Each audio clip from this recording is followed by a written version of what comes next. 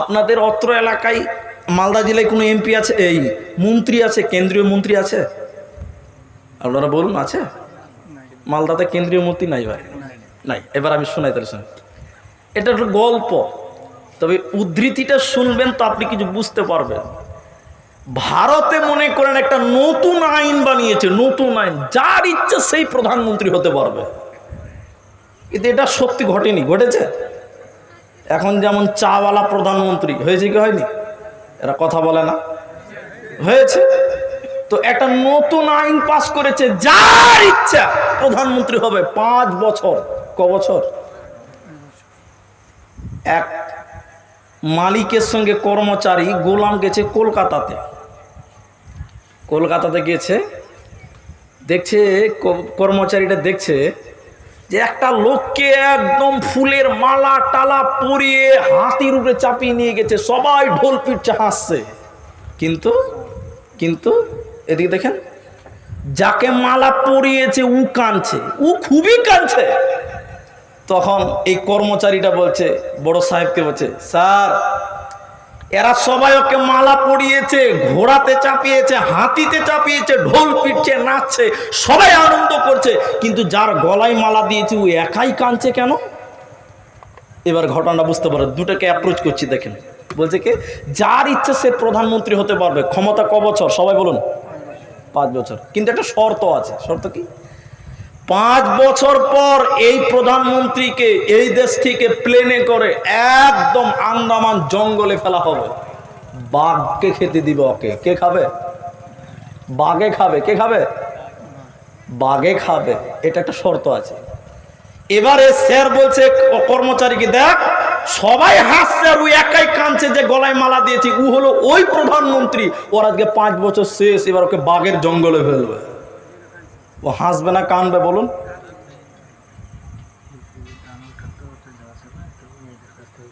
আচ্ছা, বুঝছি তো। এবার 5 বছরের মন্ত্রীর অবস্থা এরকম হয়ে গেছে।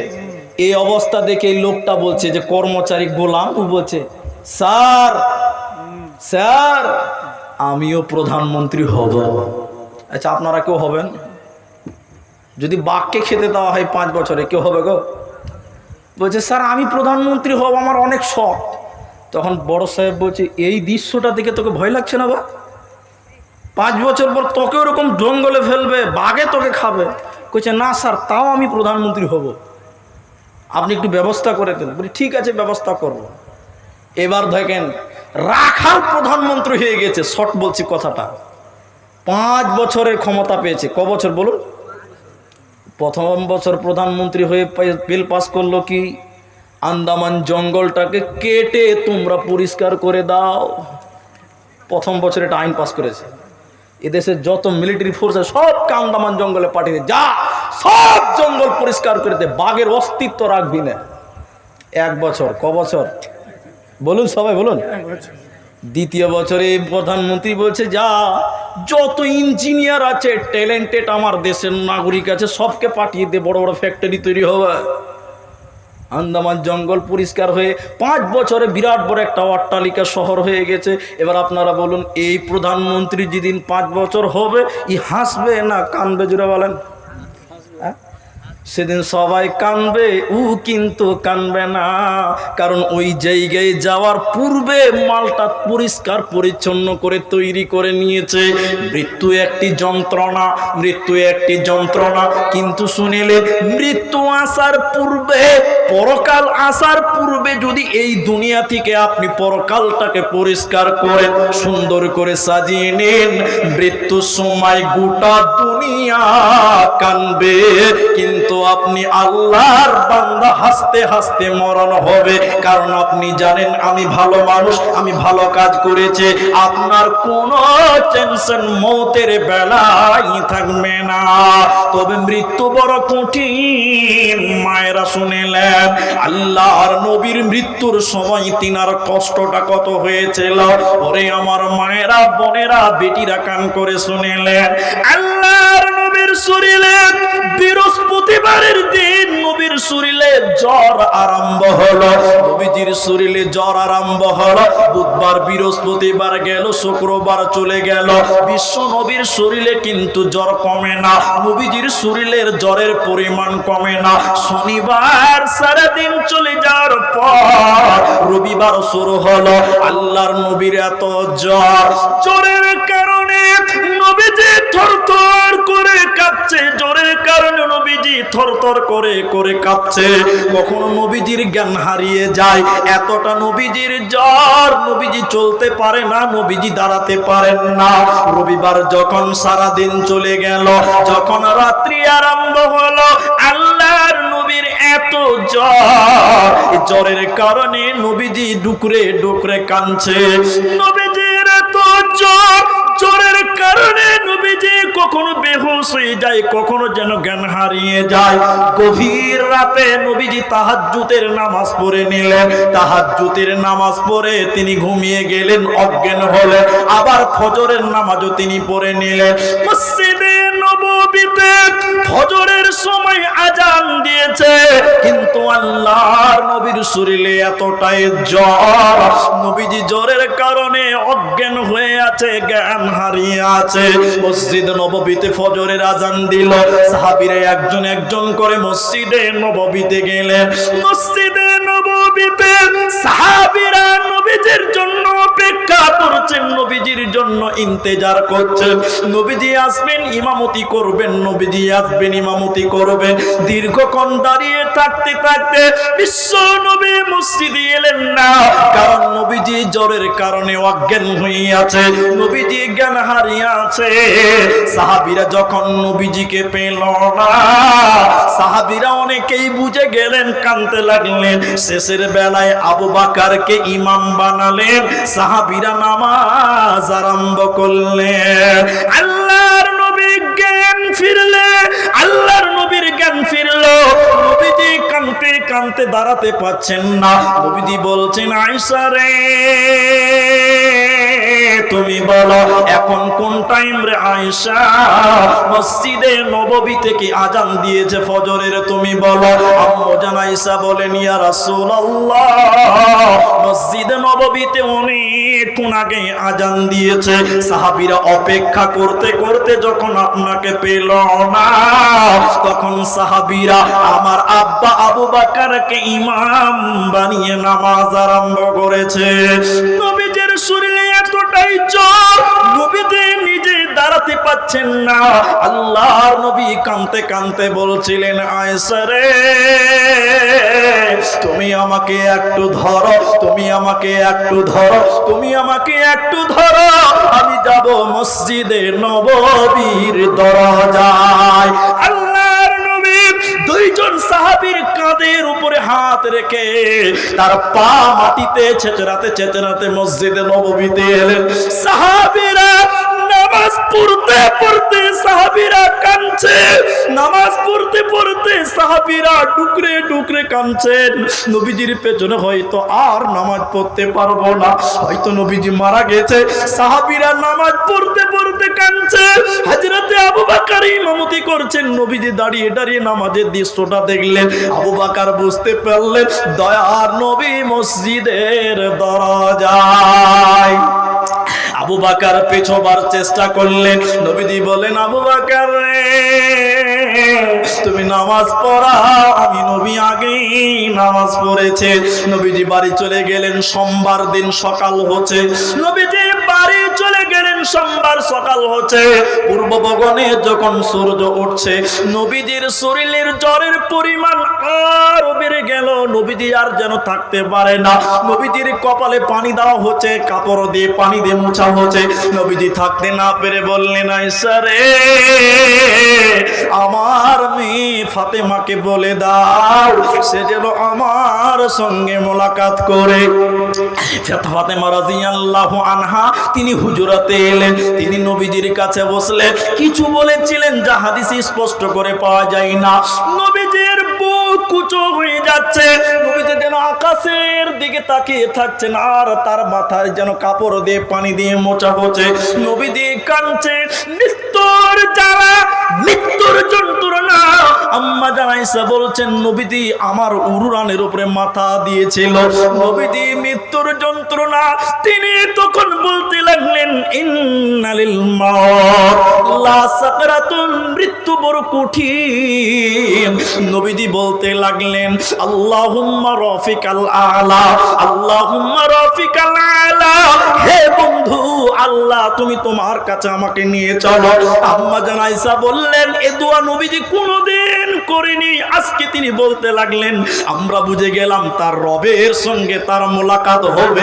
নবীজি কাঁদতে কাঁদতে বলছিলেন ইন্নালিল মাউত, নিশ্চয়ই মত লা সাকরাতুন, বড় কঠিন বড় যন্ত্রণা। আয়েশা রে উহুদ পাহাড় যেন আমি নবীজির বুকের উপরে চাপিয়ে দেওয়া হয়েছে। মৃত্যু এত যন্ত্রণা, আমার মনে হচ্ছে উহুদ পাহাড়টা আমার বুকের উপরে চাপিয়ে দিয়েছে রে আয়েশা। নবীজি উপরের দিকে তাকিয়ে থাকতে থাকতে বুকের তাকতে থাকতে থাকতে থাকতে বলতে লাগলেন আসসালাত আসসালাত ওমা মালাকাত আইমানুকুম, নামাজ নামাজ, আমার উম্মত নামাজ ছাড়বে না। নবীজি কাঁদতে কাঁদতে মৃত্যুর ব্যথার কথা বলতে বলতে বড় বড় চোখ করে উপরের দিকে তাকিয়ে তার চোখ উল্টিয়ে দিয়ে পৃথিবীর মায়া ছেড়ে বিদায় হয়ে গেলে নবীজি আফসোস করে একদিন বলেছিলেন মৃত্যু বড় কঠিন উম্মত, মৃত্যু বড় জটিল হে আমার উম্মত, ওতে তোমরা হুঁশিয়ার হয়ে যাও, এই মৃত্যুর স্বাদ তোমাদের গ্রহণ করতে হবে, কোনো উপায় রবে না। প্রশ্ন হলো নবীজির কষ্ট হলো কেন? নবীজির কষ্ট হলো কেন? অনেক নাস্তিকরা এটা প্রশ্ন করে তোমাদের নবী এত ভালো কাজ করেছে তো তার কষ্ট হলো কেন? শোনেন, কিছু কিছু শাস্তি দেয় পৃথিবীতে, পরকালে তার কোনো শাস্তি হবে না, এই জন্য দুনিয়াতে দেয়। তার কোনো ভুল ভ্রান্তি তাকে মার্জনা করার জন্য দুনিয়াতে শাস্তি দেয়। অনেক সাহাবীদের কষ্ট হয়েছে, দেখবেন মৃত্যু কত নিষ্ঠুর, মৃত্যু কত নিষ্ঠুর, মৃত্যু কত নিষ্ঠুর। একটু আপনি আমার দিকে তাকান, সাদ্দাদের নাম শুনেছেন আপনারা? সাদ্দাদ, অনেক মিথ্যা কথা আছে দুনিয়াতে তার নামে। তো সাদ্দাদের ব্যাপারে এইটুকুই আমি পড়েছি, গুগলে সার্চ করলেও পাওয়া যায়। সাদ্দাদ দু ভাই, সাদিদ এবং সাদ্দাদ। তা সাদ্দাদের মা, তার পেটে যখন বাচ্চা ছিল সাদিদ, তখন সমুদ্র পার হচ্ছিল নৌকাতে। কিসে পার হচ্ছিল? নৌকাতে। হঠাৎ করে নৌকা ডুবে গেল। নৌকা ডুবে গেল তো সাদ্দাদের মায়ের পেটে বাচ্চা আছে। সাদ্দাদের মা একটা তক্তাতে ভেসে বেড়াচ্ছে, আর ভেসে বেড়াতে বেড়াতে ওই তক্তার উপরে তার বাচ্চা প্রসব হয়ে গেল, বাচ্চা ডেলিভারি হয়ে গেল। সাদ্দাদের মায়ের জ্ঞান আছে, একটু একটু করে জ্ঞান তখনও আছে। তো বাচ্চা প্রসব হওয়ার পর কেউ নাই, পানিতে ভাসছে। ওই বাচ্চাকে ডান হাত দিয়ে ধরে নিয়ে এরকম দুধ খিলাতে যাবে, এরকম দুধ খিলাতে যাবে, মায়ের দুধ খিলাবে। আল্লাহ তখন বলছে যাও আজরাইল, সাদ্দাদের মায়ের হায়াত শেষ, এক্ষুনি যাও। আজরাইল বলছিল মামার বোন আমার, আল্লাহ তুমি একটু 2 মিনিট টাইম দাও, 1 মিনিট টাইম দাও, এই বাচ্চাটাকে একটু শাল দুধ তার মায়ের খেতে দাও। আল্লাহ বলছেন ইদা জা আজালুহুম লা ইস্তাখিরুনা সাআতাও ওয়া লা ইস্তাকদিমুন। আজরাইল মালাকুল মউত, তুমি যাও যাও যাও, মৃত্যুর সময় আমি আল্লাহ যার যেইভাবে নির্বাচন করেছি, যে টাইমে ফেস করেছে, তার কিঞ্চিত পরিমাণ এদিক সেদিক হবে না। সমুদ্রে থাকুক চাই যেখানে থাকুক, মৃত্যু একদিন তাকে ছাপ্পা মেরে ধরবে। ফর এক্সাম্পল দিচ্ছি আপনাকে, একটু ধৈর্য ধরেন তাহলে বুঝতে পারবেন। আমার কানে কানে বলেছে, আমি তাও মুখ দিয়ে বলিনি, যে জালসা খুব মানে ওয়েদার খুব ভালো একটা সিচুয়েশনে নাই, এই জন্য বলিনি, আর আমি এখনও বলছি না। তবে আমি একটা কথা খালি বলছি, আপনাদের এই পাশের স্টেশন নাম মহানন্দা, রেল স্টেশনের নাম মহানন্দা না? এই গ্রামে 3টা ছেলে বলছে চ মালদা যাব। কখন যাবি? সকাল 5টার লোকাল ট্রেনটা ধর। সকাল 5টার লোকাল ট্রেন ধরে কোথায় যাব? মালদা যাব। ঠিক আছে, লোকাল ট্রেনটাই ধরবো চ। তো 3 বন্ধুর মধ্যে এক বন্ধু ঢিলা, ঢিলা বুঝেন তো আপনারা, অলস ভারী। এবার 2 বন্ধু টাইমের আগে স্টেশনে চলে গেছে, আর যে ঢিলা ও আসতে পারেনি। এরা খালি ঘন ঘন টাইম দিচ্ছে যে ট্রেন ঢোকার টাইম হয়ে গেলে এখনো এলো না, ও হুঁশ হলো না, ও গাধা নির্বোধ থেকেই গেল, ও টাইমের কোনো জ্ঞান নাই। এ করতে করতে লোকাল ট্রেন চলে এসছে, এই 2 বন্ধু চেপে গেছে, এরা মালদা চললো। ট্রেন চলে যাওয়ার পর এই 3 নম্বর ভারী মালটা স্টেশনে ঢুকছে, আর ট্রেন পাবে? একটু বলুন, পাবে? পাবে না। তখন যে প্ল্যাটফর্মে চা দোকানকে বলছে, ওরা সব পরিচিত, দোকানও পরিচিত, ভাই ওরা 2জন এসেছিল, বলে এসছিল মানে তোর ব্যাপারে অনেক কথা বললো, তোর কোনোদিন বুদ্ধি কেন হলো না? ওই বলতে বলতে গেল। ও তখন বলছে তাহলে কী করে চলে যায়। এমন সময় দেখছে পাচ্ছে যে স্টেশনের সামনে রেড সিগন্যাল আছে, অথচ একটা ট্রেন ঢুকছে। ট্রেনটার নাম কি? বন্দে ভারত। কোন ট্রেন ঢুকছে? সিগন্যাল পায়নি বলে মহানন্দাতে দাঁড়িয়ে গেছে। ও তখন বলছে মালদাতে দাঁড়াবে, বা শতাব্দী চলে এসছে, বা আপনার ব্রহ্মপুত্র মেল চলে এসেছে, এক্সপ্রেস ট্রেন যাকে বলে। ও তখন বলছে চান্স বড় পেয়ে গেছি। তখন মনের আনন্দে একদম এক্সপ্রেস ট্রেনে চেপে গেছে, আর ওরা চেপেছে কোটা লোকালে। কোথায় চেপেছে? এক্সপ্রেস সুপারফাস্ট ট্রেনে। এরা 2জন তো খালি মনে মনে তুসবি করছে ওর নামে, সালার হুশ হলো না, বা ওর বুদ্ধি নেই, টাইমের কোনো জ্ঞান হলো না রে। আপনার বড় বাবু একদম এক্সপ্রেস ট্রেনে চেপে গেছে, লোকাল ট্রেন 1 লাখিতে দাঁড় করে রেখে দিয়েছে। বাবু আগেই যে মালদাতে হাজির। ও মালদাতে যে খবর শুনছে যে লোকাল ট্রেনটা 2 নম্বর আসবে, ও লোকাল ট্রেনে যে একদম চেয়ারের ঘরে বসে আছে, 2 নম্বর প্ল্যাটফর্মে যে বসে আছে। এরা 2জন যখন লোকাল ট্রেনটা মালদাতে ঢুকছে, তখন নেমে করে ওই তফসিরি করতে লাগছে যে ও সালার হুঁশ হলো না, বা বন্ধু তো নেমে তাকিয়ে দেখছে সালা টিকিট কাউন্টার আগেই বসে আছে। তুই কি কিনে নেবা বন্ধু? তো তুই কিনে নে। তখন বলছে হ্যাঁ, তো এটাই বলে নসিব, সুপার ফাস্ট। তা আল্লাহ বলছে শোন, পৃথিবীতে অনেক রকম যানবাহন আছে। ট্রেনে চাপেন, প্লেনে চাপেন, বাসে চাপেন, ট্রাকে চাপেন, আপনার কিনা টোটোতে চাপেন, বাইকে চাপেন, ইয়ামাহা আছে, সুজুকি আছে, রাজদীপ আছে, যত বুলেট আছে, যত গাড়ি আছে না কেন, এগুলো যানবাহন। এর চাইতে দামি যানবাহনের নাম হলো মত। মত হলো একটা যানবাহনের নাম। আপনি মোটর সাইকেলে শ্বশুর বাড়ি যেতে পারবেন, বাসে চেপে আপনি মালদা যেতে পারবেন, বাসে চেপে কলকাতা যাবেন, কলকাতা থেকে আপনি ট্রেনে ধরে আপনি মুম্বাই যেতে পারবেন। তাহলে এই যানবাহনগুলো এক জায়গা থেকে আরেক জায়গাতে যাওয়া যায়, কিন্তু মত হলো একটা স্পেশাল যানবাহনের নাম। এই যানবাহনে চাপলে কোথায় যাওয়া যাবে? মৃত্যু নামে গাড়িতে চাপবেন তো স্বয়ং আল্লাহর কাছে চলে যাবে। এই জন্য আল্লাহ বলছে তোরা যেখানে থাকিস না কেন, তোরা দুনিয়াতে যে গাড়িগুলোতে চেপে রয়েছিস, এই গাড়িগুলোর নাম হলো লোকাল। তোরা যে গাড়িগুলোতে দুনিয়াতে বাস করছিস, সেগুলোর নাম হলো লোকাল। আজ আজরাইল যে গাড়িতে চেপে রয়েছে রে, ওই গাড়িটার নাম হলো সুপারফাস্ট বন্দে ভারত। তোরা যেখানেই পালাবার চেষ্টা করিস না কেন, যে গাড়িতেই থাকার চেষ্টা করিস না কেন, এক্সপ্রেস ট্রেনে তোর আগে তোর সামনে একদিন দাঁড়াবে, তোর পালাবার কোনো উপায় নাই। দাদুকে বড় রোগ হয়েছে, কুমারগঞ্জে দেখালেন, ডাক্তার বলছে মালদা যেতে হবে। চাচা বলছে চরে বাপ মালদায় আমাকে যেতে হবে, বাঁচতে হবে। মালদা চেক আপ করে ডাক্তার বলছে চাচা হবে না, তোমাকে বহরমপুর যেতে হবে। চাচা ছেলেদেরকে বলছে চরে বাবা বহরমপুর যেতে হবে, বাঁচতে হবে। বহরমপুর ডাক্তার বলছে হবে না, তোমাকে পিজি যেতে হবে। পিজির ডাক্তার চেক আপ করে বলছে বাবু তোমারও হবে না, তোমাকে ভেলোর যেতে হবে। চরে বাবা বাঁচতেই হবে, ভেলোরে যাব। যখন ভেলোর এয়ারপোর্টে নেমেছে, আজরাইল এসে ছাপ্পা মেরে নিয়ে চলে গেল। অতএব মৃত্যু থেকে পালাবার যতই চেষ্টা করো না কেন, মৃত্যু সুপারফাস্ট ট্রেনে বসে থাকে রে, একদিন তোমার সামনে তিনি দাঁড় হবে। তার কাছ থেকে পালাবার মতন ক্ষমতা পৃথিবীর কারো হবে না, হবে না, হবে না। তোমরা ভুলেই গেছো বীর শহীদের নাম।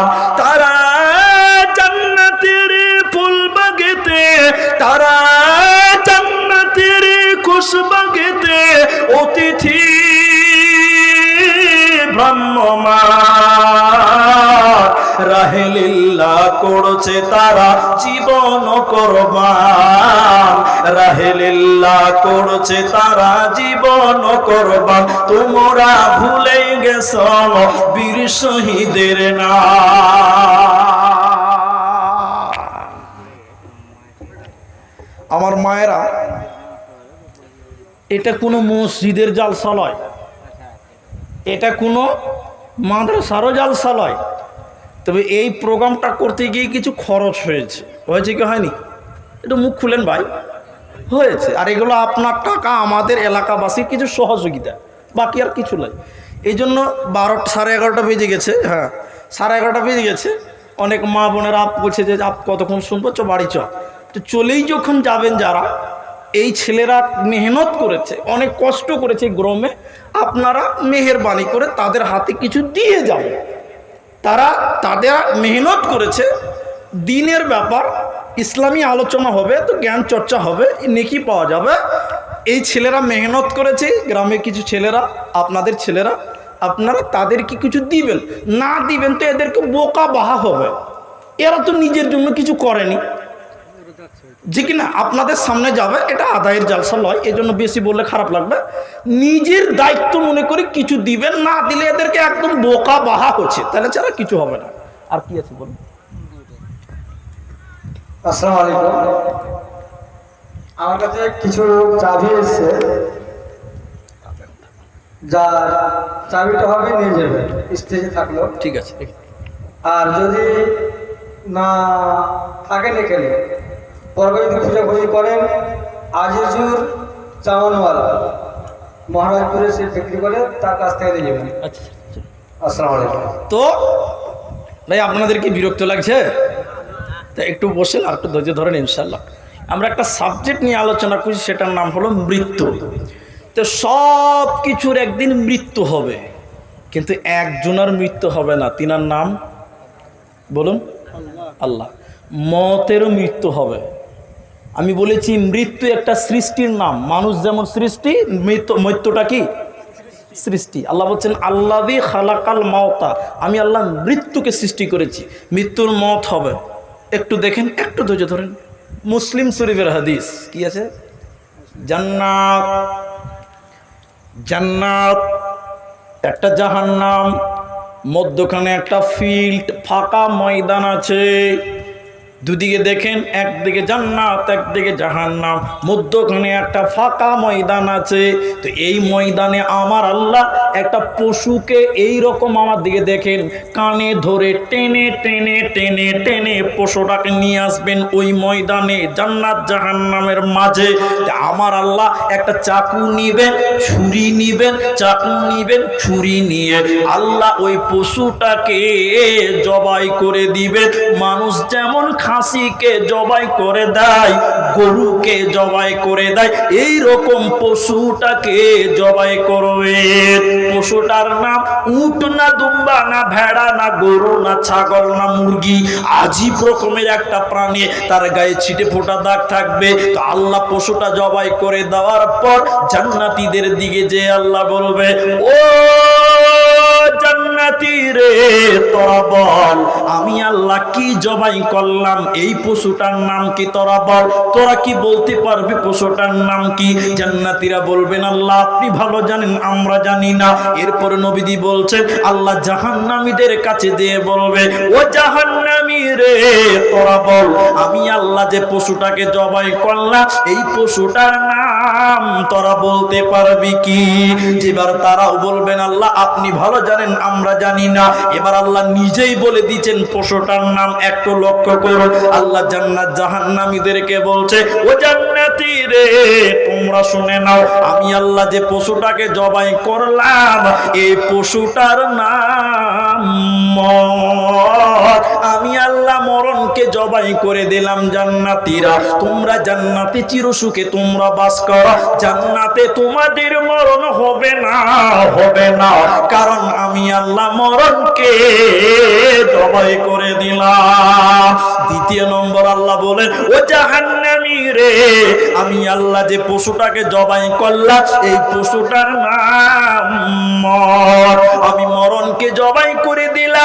জাহান্নামীরা যুগ যুগ ধরে তোমরা জাহান্নামে থাকো, জাহান্নামে তোমাদের মরণ হবে না, কারণ আল্লাহ জাহান্নামকে মরণকে জবাই করে দেয়। তাহলে বুঝলাম মরণেরও মত। বাংলাতে বলে বাপের উপরও বাপ আছে, বলে কি বলে না? আছে। এদিকে তাকান, তাহলে একটা জিনিস আপনাদের দেখায়। কি বলে? মতেরও মত আছে। আছে? হ্যাঁ বলে হ্যাঁ আছে। দেখাচ্ছি আপনাকে একটা জিনিস দেখেন। এই জন্য প্রেম করবেন কার সাথে, পীড়িত করবেন, ভালোবাসবেন কাকে, মহব্বত করবেন কার সাথে? এদিকে দেখেন, ইনি আমার মাস্টার আছেন, তো আরও যারা আপনাদের এলাকায় মাস্টার আছেন তারা আমি বলছি শুনেন। একজন আমি ফেসবুকে দেখেছি, এটা কতটা জ্ঞান আছে আপনি বুঝতে পারবেন। একটা মেয়ে কলেজে পড়ে, তো মেয়েটার বাচ্চা হয়ে গেছে, মানে বিয়ে হয়ে গেছে, বাচ্চা হয়ে গেছে, ভালো করে বুঝেন। এই মেয়েটাকে তার মাস্টার শিক্ষক, কলেজের প্রফেসর ডাকছে, ছাত্ররা বসে আছে, মাস্টার ডাকছে, এই মা সামনে এসো। মেয়েটা এলো, স্যার বলেন। ওই যে আরে মা, তুমি দুনিয়াতে অনেক কিছু পেয়েছো, বিয়ে হয়ে গেছে, স্বামী সন্তান আছে, মানে অনেক কিছু পেয়ে গেছো দুনিয়াতে। আচ্ছা, তোমার জীবনে সবচেয়ে আপন 10 জন ব্যক্তির নাম লেখো। সবাই বলুন, কজন বললাম? মেয়েটা বলছে আব্বা, মা, স্বামী, সন্তান, ভাই, শ্বশুর, শাশুড়ি, বোন, এরকম 10 জন। তো স্যার বলছেন, প্রফেসর বলছে, মা এরা সবচেয়ে তোমার আপন? বলে হ্যাঁ, এরা মহব্বতের মানুষ। আচ্ছা, এখান থেকে তুমি 5 জনকে বাদ দিয়ে দাও, 5 জনের নাম ফেলে দাও, মুছে দাও। আপন জনকে বাদ দিতে খুব কষ্ট হবে, হবে কি হবে না? এগুলো বিবেকে লাগবে। মেয়েটা চিন্তা করছে, কাকে বাদ দিব, কাকে বাদ দিব, কাকে বাদ দিব? শ্বশুর কেটে দিল, শাশুড়ি কেটে দিল, বোন কেটে দিল, ভাই কেটে দিল, স্বামী আছে, সন্তান আছে, মা বাবা আছে, রইল 5 জন। প্রফেসর বলছে, মা এই 5 জন তোমার সবচেয়ে আপন জন? বলে জি স্যার, সবচেয়ে আপন জন, এরা ছাড়া আমার চলা মুশকিল। স্যার এবার বলছে, এখান থেকে তুমি 3 জনকে বাদ দাও। কাকে বাদ দিবে? মা আছে, বাপ আছে, স্বামী আছে, সন্তান আছে, কাকে বাদ দিবে? এদিকে মা বাপ, এদিকে স্বামী সন্তান। অনেক চিন্তা ভাবনা করার পর মা বাপকে বাদ দিয়ে দিল, মাত্র রইল 2 জন। সবাই বলুন কজন? একটু বলুন। স্বামী, সন্তান। মেয়েটা কান্তি লেগে গেল যে আমার জীবনে সবাইকে মিটিয়ে দিলাম, মাত্র স্বামী সন্তান। প্রফেসর এবার দাঁড়িয়ে বলছে, মা তুমি কাঁদছো কেন? এই 2 জনের ভিতরে 1 জনকে বাদ দাও। মেয়েটা কাঁদতে কাঁদতে ডাস্টারটা ধরেছে, একবার স্বামীর দিকে যাচ্ছে, একবার সন্তানের দিকে। কাকে কাটবো? কলিজার টুকরা সন্তান, এদিকে স্বামী ছাড়া চলবে না। কাঁদতে কাঁদতে মেয়েটা নিজের পেটের সন্তানের নামটাও মুছে দিল। এবার মেয়েটা দাঁড়িয়ে থাকতে পারেনি, কাঁদতে কাঁদতে বসে গেল। স্যার নিজের রুমাল দিয়ে মেয়েটার চোখের পানি মুছিয়ে দিয়ে বলছে, মা এরা তোমার সবচেয়ে আপন, তোমার স্বামী সবচেয়ে আপন, ছেলের চাইতেও, পেটের সন্তানের চেয়েও? মেয়েটা বলছে, জি স্যার। বলে কেন? বলে সন্তান আমার পেটের ফসল, দুধের ফসল, কিন্তু এই সন্তান একদিন বিয়ে করবে, বড় হবে, সংসার হবে, একদিন হয়তো বা বিবি পেয়ে মাকে ভুলে যেতে পারে। পারে কি পারে না? সবাই বলুন, পারে। কিন্তু স্বামী এমন একটা নিয়ামত, হয় ও মরবে না হলে আমি মরব, তার আগে 2 জনের মধ্যে আলাদা হওয়া সম্ভব হবে না। কলেজের প্রফেসর ইসলামিক লোক, ইমানদার লোক, শিক্ষিত লোক। এবার প্রফেসর সব মুছে দিয়ে বলছে, মা বসো, তুমি একজন মুসলিম নারী, আমি একজন মুসলিম পুরুষ। মা শুনে নাও, তুমি বলছো তোমার ছেলে তোমাকে ধোঁকা দিতে পারে, তোমার বাবা মা তোমাকে ধোঁকা দিতে পারে, তোমার ভাই ব্রাদার ধোঁকা দিতে পারে, কিন্তু তোমার স্বামী ধোঁকা দিবে না। কিন্তু না না না, তোমার স্বামীও তোমাকে ধোঁকা দিবে। মেয়েটাকে বলছে, শুনেলে রে মা, পৃথিবীতে প্রেম করবে কার সাথে? শুনে নাও, সর্বপ্রথম যার নাম লিখতে হবে, তিনার নাম আল্লাহ। সকলে বলুন কি নাম? আল্লাহ। বলে কেন? তোমার স্বামী একদিন মারা যেতে পারে কি পারে না? সবাই বলুন। পারে। তোমার মেয়ে একদিন মারা যাবে, তোমার সন্তান একদিন মারা যাবে, সব ধ্বংস হয়ে যাবে। কোরআন বলছে কুল্লু মান আলাইহা ফান, সব ধোঁকা দিবে, সব ধ্বংস হয়ে যাবে, সবারই একদিন মরণ হবে। তাহলে এই প্রেমটা তোমার স্থায়ী হবে না, কিন্তু আল্লাহ ধ্বংস হবে না, আল্লাহর প্রেম মরবে না। কেউ যদি দুনিয়াতে আল্লাহর সঙ্গে প্রেম করতে পারে, কি হবে শুনে নাও, কি লাভ হবে শুনে নাও। আল্লাহ বলছেন যেদিন মৃত্যু হবে ওই দিন তোমার মৃত্যুটা আসান হবে, ওই দিন তোমার মওতটা আসান হবে। দলিল কোরআনে বলেছে ইন্নাল্লাযীনা ক্বালু রাব্বুনাল্লাহ, যারা বলে আল্লাহ আমার রব, আল্লাহ আমার রব, সুম্মাস্তাকামু, এর উপরে যারা অবিচল থাকে, এর উপরে যারা কায়েম থাকে, যখন এদের উপরে ফেরেশতা নাজিল হয়, এদের কাছে মালাকুল মউত যখন হাজির হবে, তখন আল্লাহ তাদের দিয়ে বলাবে আল্লাহ তাখাফু, তুমি ভয় খেও না। ফেরেশতারা এসে বলবে ওরে আল্লাহর বান্দা, তুমি আল্লাহর সঙ্গে প্রেম করেছিলা, ভালোবাসা করেছিলা, অতএব আল্লাহ তাখাফু, তুমি ভয় খেও না, তুমি ভয় পেও না, ওয়ালা তাহজানু, তুমি দুশ্চিন্তা করিও না, ওয়া আবশিরু, তুমি সুসংবাদ গ্রহণ করো, বিল জান্নাতিল্লাতী কুনতুম তুআদুন, তুমি আল্লাহর জান্নাতের সুসংবাদ গ্রহণ করো, অতএব তোমার কোনো চিন্তা রবে না, রবে না, রবে না। অতএব মৃত্যুর সময় যদি আসান পেতে চাও, হালকা মত নিতে চাও, তাহলে তোমরা আল্লাহর সঙ্গে প্রেম করো। ভাইয়া, বক্তব্য সার মর্ম গুটিয়ে দেব, কিন্তু আধা ঘন্টা টাইম আরো লাগবে। আপনারা সবাই বসে থাকবেন। আরেকবার বলুন ইনশাআল্লাহ, একবার ইনশাআল্লাহ বলুন, হাত তুলে বলুন আল্লাহ তুমি হাতগুলো কবুল করো, বলি আল্লাহুম্মা আমিন। একবার সকলে বলুন ইনশাআল্লাহ। আধা ঘন্টা টাইম বসেন, আদায়ের ভয় করতে হবে না যে শুনেন আমি আর কথা বলছি। তাহলে আমরা যেটুকু বুঝলাম, সব ভেঙে যাবে, সবার মরণ হবে, মতেরও মত হবে, কিন্তু আল্লাহর মরণ বলুন বলুন হবে না। এই তোমাদের কি হয়েছে শেষ? তাহলে বসো, সাইড হোক, কথা বলিও না, শুনেন এই শেষ পয়েন্টটুকু আপনি মরবেন, তিনটা কাজ করবেন তো আসান মত হবে। একটা বললাম আল্লাহর সঙ্গে প্রেম করো, আরো দুটো বলছি, দুটো না তিনটা বলবো। এক, কমজোরকে সহযোগিতা করবেন। কি করবেন? কমজোর বুঝেন? কমজোর সমাজে দুর্বল মানুষ, দুর্বল গরিব মানুষ, একে সহযোগিতা করবেন। তাহলে মত হবে কিসের? একটু মুখ খুলুন। আসান মত হবে, সহজ মত হবে। আল্লাহ যেন কবুল করেন, বলি আল্লাহুম্মা আমিন। সবচেয়ে কঠিন বিপদ হলো মত, সেদিন কেউ কোনো উপকার করতে পারে না, পারে? দুই, সাফকাতুল ওয়ালিদাইন। এদিকে দেখেন ভাই, মা বাপের সঙ্গে সাফকাত করা। আমার ছোট ভাই বক্তব্য রাখলো, আপনাদের সন্তান সোহেল এজাজ বক্তব্য রাখলো, মা বাপ সম্পর্কে বললো। আমি অত দূর বলছি না, এইটুকু মাথায় নেন, আল্লাহর কসম আপনার জ্ঞান বাড়বে। একটা হলো মা বাবার কাছ থেকে দোয়া নেওয়া, চেয়ে নেওয়া, আর একটা হলো অটোমেটিক দোয়া পাওয়া। দুটো পার্থক্য আছে না নাই? জি আছে। কেমন? মা একটু দোয়া করো তো, চললাম মালদা, তাহলে দোয়াটা কি হলো? চাওয়া হলো, চাওয়া হলো। আপনি আমার কাছে এসে বলছেন আব্দুর রহমান ভাই একটু দোয়া করেন তো আমার ছেলেটার জন্য, দোয়াটা চাওয়া হলো। আরেকটা হলো ব্যবহার দিয়ে দোয়া নেওয়া, সেটা কেমন? এদিকে দেখেন, স্টেজ থেকে নামছি, ওই স্যান্ডেলটা আমার ওখানে আছে তো, 10টা লোক আমাকে মাইক ছাড়ার পরে সালাম দিচ্ছে যে আসসালামু আলাইকুম, একটু দোয়া করুন, একটু দোয়া করবেন। ব্যাস, একটা ছেলে আমাকে দোয়া চাইনি, দোয়া চাইনি, স্টেজ থেকে নামছি, স্যান্ডেলটা নিয়ে এসে আমার পায়ের কাছে এনে দিল।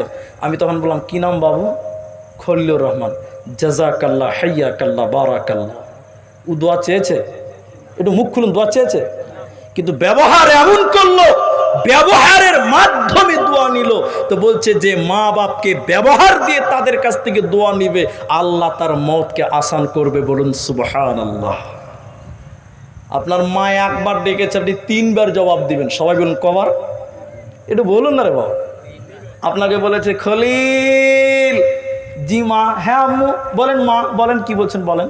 তো মায়ের মনটা বড় হবে, হবে কি হবে না? আর আপনার বাপ ডেকেছে জমিরুল, জি আব্বা। বলেন আব্বু। বলেন বাবা কি বলছেন বলেন বলেন বলেন। তো বাপের কলজাটা বড় হবে, হবে কি হবে না একটু? হ্যাঁ না বলুন। আর আপনাকে ডেকেছে আপনার বাপ জমিরুল, হ্যাঁ তুমি খালি ভাগার ভাগার করে বলছো, বাপের জান গরম হয়ে যাবে, হবে কি হবে না? এটা জোরে বলুন। মা বলেছে হাবিব রে, হেই তোমরা খালি ঘানা ঘানা করে সবসময় বকছো, মায়ের মনে দোয়া আসবে? আসবে না। তাহলে কমজোরের ব্যাপারে সহযোগিতা করো, আল্লাহর সঙ্গে প্রেম করো, আর আপনার কিনা মা বাপের ভালো খেদমত করে তাদের কাছ থেকে দোয়া নাও, তাহলে তোমাদের কমজোর অল্প কষ্টে মত হবে।